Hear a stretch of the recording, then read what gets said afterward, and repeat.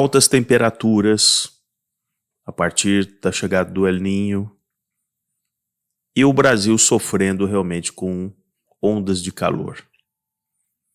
Pois muito bem, o calor afeta diretamente a geração de energia elétrica.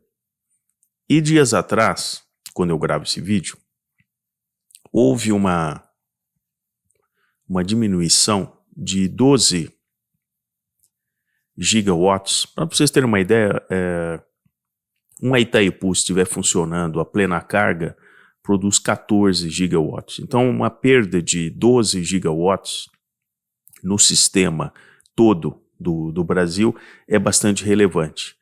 Ao mesmo tempo que, em função do calor, a demanda por energia, o ar-condicionado, vários outros processos, em função da temperatura, fez com que batêssemos o recorde de 100 gigawatts de pico em alguns momentos de carga, né, que se chama essa carga.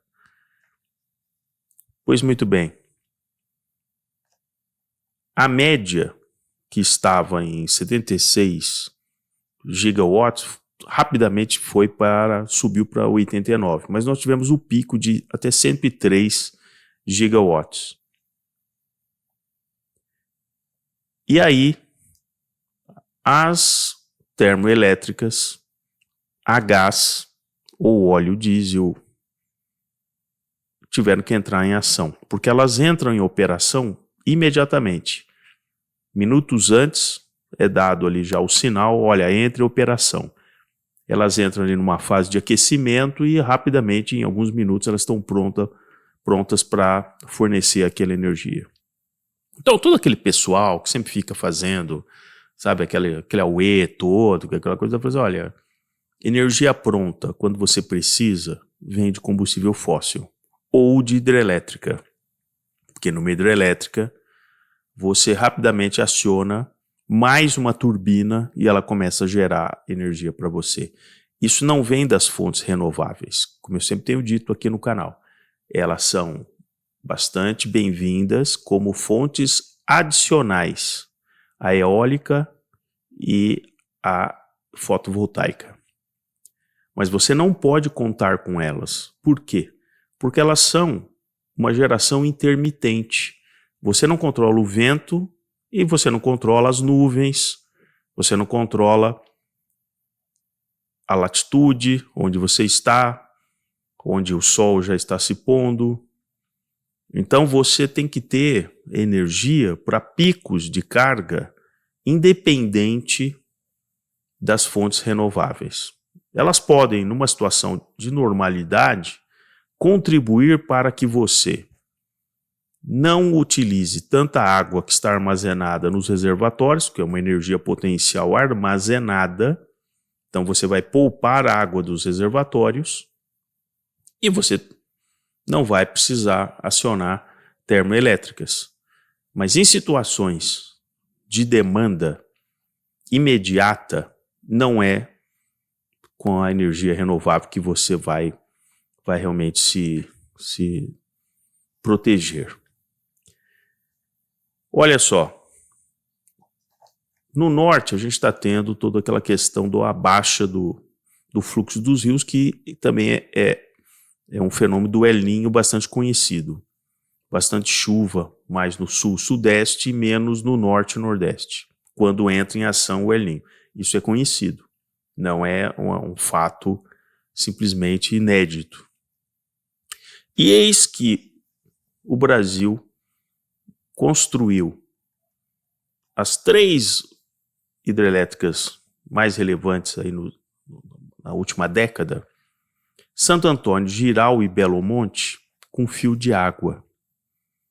Um fio de água, ou seja, ela funciona, o número de turbinas funciona diretamente em função do fluxo de água que passam por esses rios.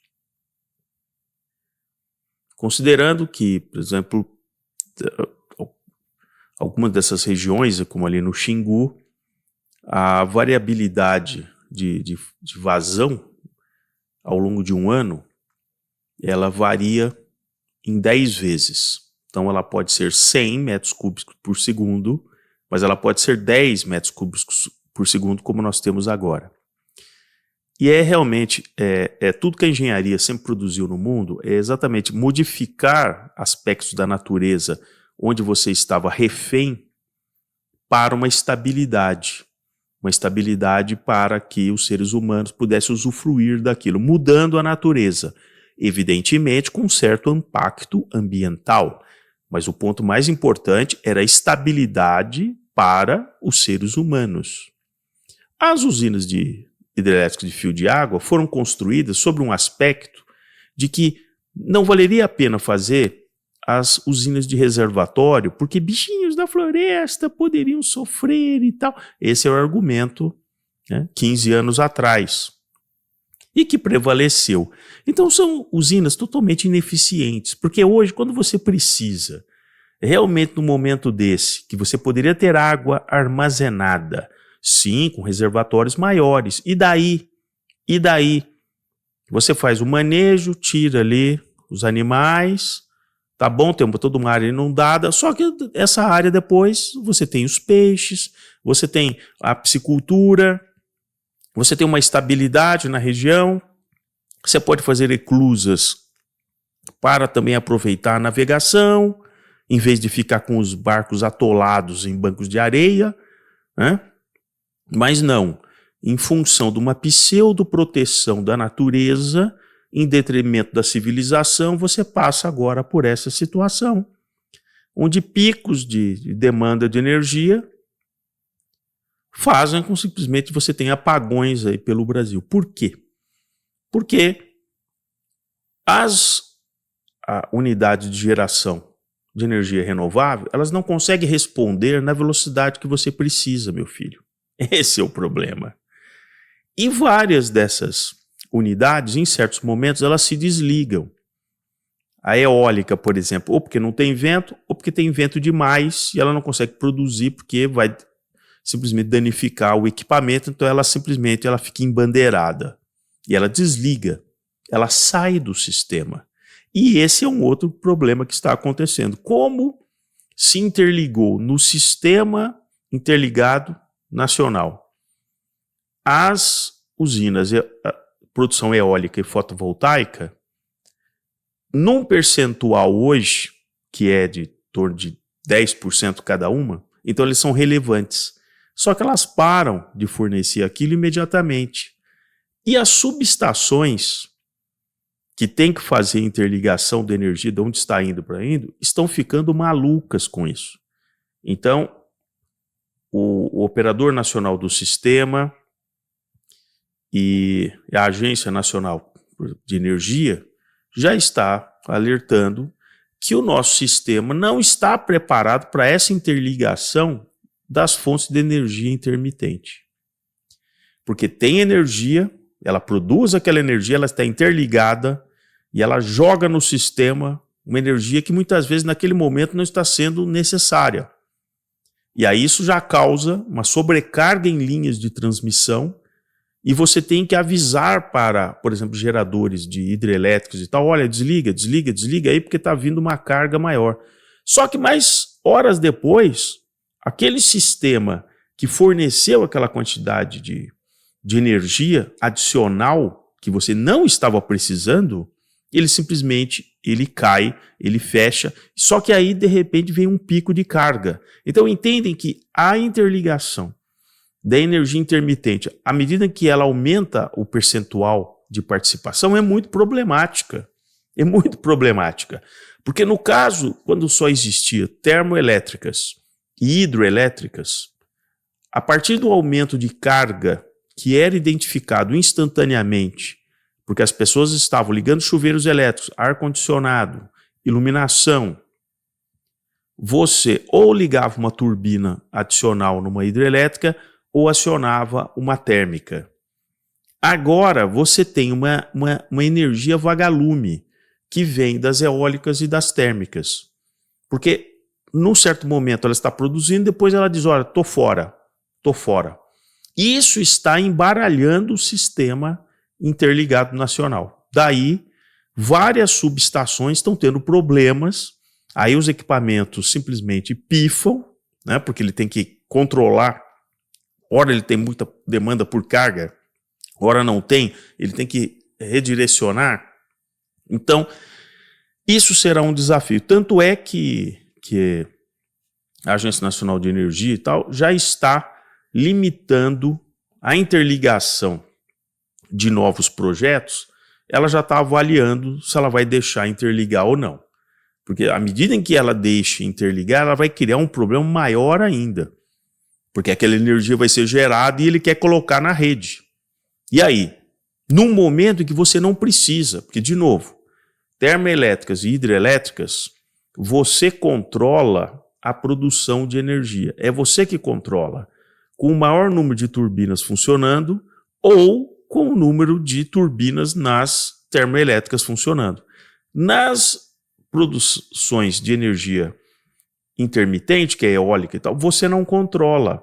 Então, de repente, você tem uma fazenda eólica que está paradinha porque não tem vento, e às 3 horas da manhã começa a soprar um vento num momento em que você não precisa daquela energia adicional. Vocês entendem qual que é o problema? E aí ele já está interligado, ele joga aquela energia.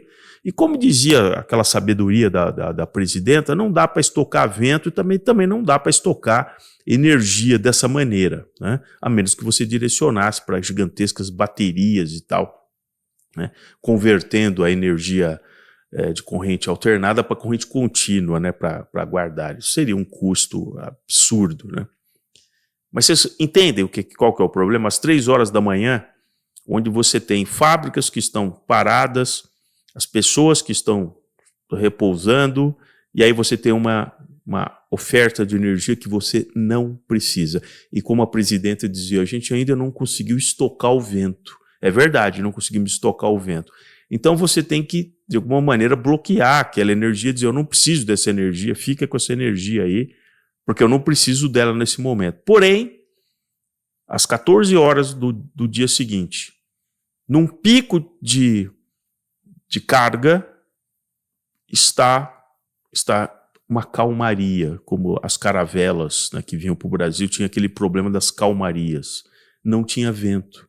Não tinha vento, não tinha geração. Então ele diz, olha, não conte comigo, eu não consigo gerar. Mas eu estou precisando, nesse momento, às 14 horas, o Sudeste está precisando desesperadamente de uma carga adicional de não sei quantos gigawatts. Não conte comigo. E aí, a solução é ligar as termoelétricas. Então, o que fica aqui para vocês, esqueçam esse papinho fofo, né, dos combustíveis fósseis que vamos substituir e tal.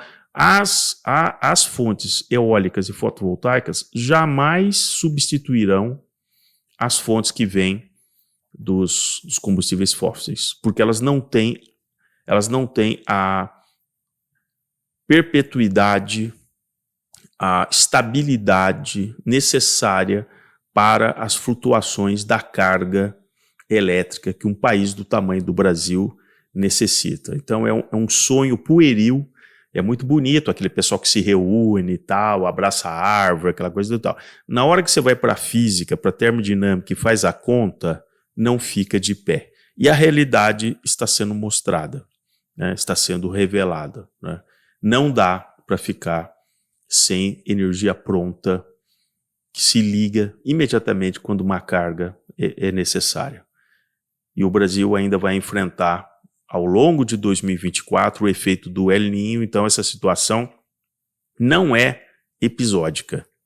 Ela veio por um bom tempo. E aí fica realmente, de novo, para terminar, a questão: por que deixamos de construir as grandes usinas hidrelétricas de reservatório? Vejam se Tucuruí, Itaipu, Ilha Solteira tem esse problema que Jirau, Belo Monte e Santo Antônio têm. Não, porque elas têm o reservatório de água que a sabedoria humana adquiriu durante séculos, de que é melhor você represar uma água quando você tem abundância para um uso posterior. E não simplesmente construir usinas hidrelétricas que usa só a água disponível no momento. Realmente foi uma grande idiotice ideológica, mas que ajudou muito os fabricantes, principalmente alemães, que produziram essas turbinas, as maiores do mundo, inclusive. Ninguém tinha construído turbinas para fio de água até aparecer Belo Monte, né? Por que será? Por que será? Então, é isso aí. Então, peço que se inscrevam aqui no canal Modernidade e Ciência, acione aí o sininho para receber os próximos vídeos, se torne um contribuidor, na medida aí para ajudar o canal e vamos em frente.